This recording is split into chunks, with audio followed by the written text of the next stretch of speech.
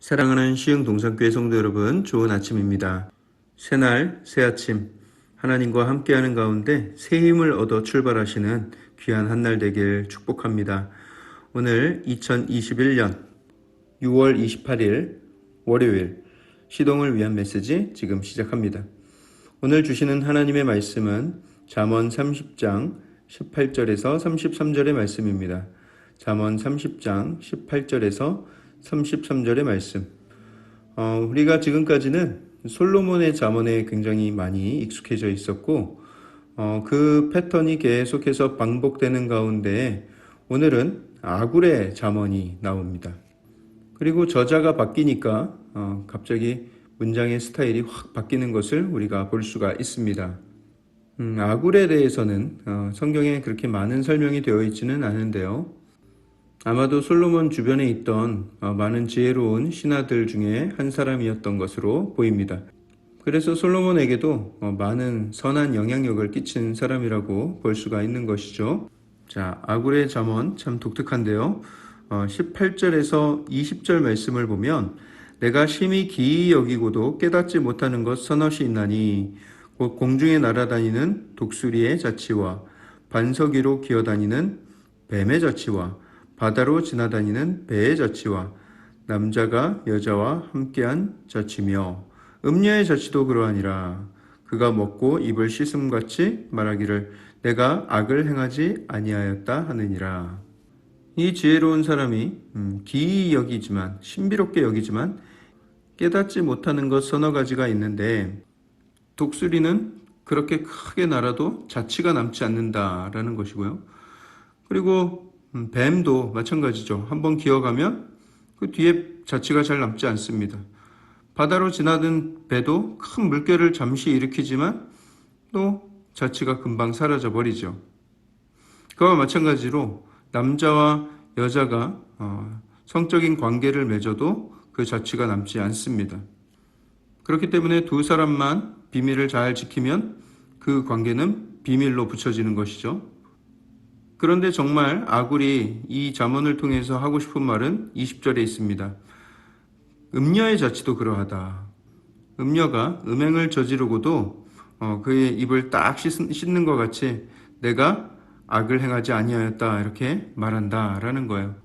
그러면 앞서 말했듯이 그런 현상이 자치가 남지 않듯이 그 음녀의 악행을 밝힐 만한 그 어떠한 증거도 남지 않는다라는 것인데요. 이 땅에서 사람의 눈에 자치가 남지 않는다 할지라도 하나님께서 그 모든 것을 지켜보시고 하나님은 반드시 그 모든 악행을 심판하실 것입니다. 그렇기 때문에 우리가 늘 코람데오 하나님 앞에서 우리의 삶을 정결하게 또 정직하게 살아가는 것이 정말 중요하고요. 범죄할 때 하나님을 스위치 끄듯 딱 꺼버리는 그런 어리석음을 범치 않는 것이 정말 중요합니다. 자, 그 다음에도 또 서너 가지에 대해서 얘기를 하는데 세상을 진동시키며 세상이 견딜 수 없게 하는 것 서너시 있나니 곧 종이 임금된 것과 미련한 자가 음식으로 배부른 것과 미움받는 여자가 시집간 것과 여종이 주모를 이은 것이니라. 그러면 종이 임금이 되려면 어떻게 해야 합니까? 왕 주변에 있다가 왕을 암살하거나 대규모 반역을 일으키는 경우에 종이 임금이 되는 것이죠.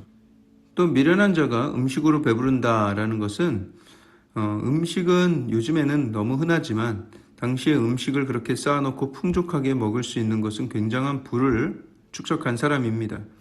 그럼 미련한 자가 어떻게 그런 부를 쌓았는가?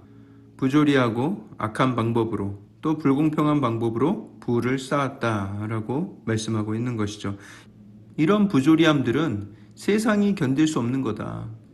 지진이 일어나듯 세상을 진동시키는 것이다 라고 말씀하고 있는 거예요. 23절을 보시면 미움받는 여자가 시집간 것과 여종이 주모를 이은 것이니라. 자, 여기에서 미움받는 여자는 그 행실에 있어서 뭐 칭찬할 만한 것이 아무것도 없는 여자입니다. 그런 여자가 시집가서 그렇게 잘 살고 있는 것, 그리고 여종이 주모를 이은 것, 여종이 주모는 뭐 우리 사극에서 나오는 주모 하는 그 주모가 아니라 집 안주인을 말하는 것입니다. 그렇다면 여종이 어떻게 그 집 안주인을 대신해서 그 자리에 갈 수 있을까요? 뭐 당연하죠. 예. 그 바깥 양반하고 바람이 나서 그 집 안주인을 몰아내고 자기가 그 자리에 안방마님 역할을 하는 것입니다. 세상을 진동시키며 세상이 견딜 수 없게 하는 행동이죠. 그다지 정의롭지 못한 우리도 그런 것에 울분하며 마음에 분통이 터지는데, 모든 공의의 하나님께서 그 모든 것을 지켜보시고 그 마음을 감찰하시니 하나님의 마음이 그에 대해서 얼마나 큰 분노가 끓겠습니까? 우리가 위에서 나눴던 것과 마찬가지로 하나님 앞에서 정직하고 겸손한 삶을 살아갈 때 이런 일은 벌어지지 않을 것입니다. 24절에서 28절도 볼까요?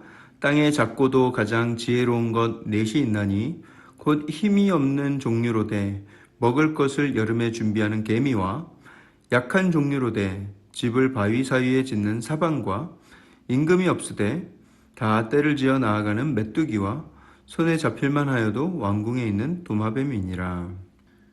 이 아굴이라는 지혜자가요, 왕궁에서 지내면서 이 자연을 이렇게 바라보면서, 야, 쟤네들은 참 약하고 작고 하지만 정말 지혜롭구나 라는 것을 깨달은 것들이 있다는 거예요. 첫 번째는 개미입니다. 여름에 양식을 준비하는 개미. 정말 보잘것없는 존재이지만 어쩜 저렇게 계획성 있는 행동으로 앞날을 준비하며 나아갈까, 신기한 것이죠. 또 여기서 사반이라는 동물이 나오는데, 뭐 어떤 사람은 이 동물이 토끼다, 아니다 오솔이다, 또 어떤 사람은 도마뱀이다, 말이 많은데 이 무대가 지금 팔레스타인이지 않습니까? 그래서 시리아 바위너구리다 라고 주장하는 것이 옳은 주장이라고 여겨집니다. 이 너구리들이 강한 힘을 가진 것도 아니고 그렇다고 뭐 빠른 것도 아니고 자기 자신을 보호할 만한 어떤 능력이 많지 않은데, 집단 생활을 하면서 늘 파수꾼을 세우고 파수꾼이 맹수가 오는 것을 알리면 그 수백 마리의 그 집단 너구리들이 바위 속으로 사사삭 숨는다는 거예요. 그런 지혜가 이 너구리들에게 있다는 것입니다. 또 임금이 없을 때 다 떼를 지어 나가는 메뚜기. 전체 진격 뭐 이렇게 외치는 사람이 없어도 어쩜 그 수많은 메뚜기 떼가 일사천리로 그렇게 움직이는지 참 신기하다. 또 한 손에 잡힐만 하지만 왕궁에 머무는 도마뱀, 딴 데 가면은 쉽게 잡혀먹을 수 있고 독도 없고 뭐 날카로운 이빨도 없고 그런 연약한 도마뱀이지만 왕궁에 살면서 파리를 잡아먹고 모기를 잡아먹고 그렇게 안전하게 지내는 도마뱀을 보면서 왕궁에서 지내던 아굴이 그런 모습을 보면서 감탄을 하는 것이죠. 참, 쟤네들은 참 지혜롭구나. 그런 미물들도 그런 지혜로운 삶을 사는데 사람은 더 지혜로워야 하지 않겠는가라는 것을 말씀하고 있는 것입니다.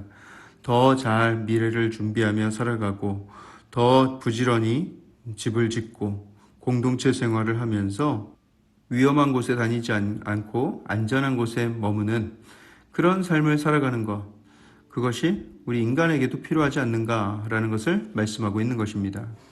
32절과 33절을 보면요, 만일 네가 미련하여 스스로 높은 채 하였거나 혹 악한 일을 도모하였거든 네 손으로 입을 막으라. 대저 젖을 저으면 엉긴 젖이 되고 코를 비틀면 피가 나는 것 같이 노를 격동하면 다툼이 남이니라. 방금 읽은 이 구절의 앞절에는 위풍 있게 다니면서도 굉장히 묵묵하고 조용한 그런 동물 네 가지를 소개를 하였습니다. 사자와 사냥개와 순념소, 그리고 당할 수 없는 왕까지. 왕은 동물이 아니네요. 어쨌든 그 네 가지를 소개했습니다.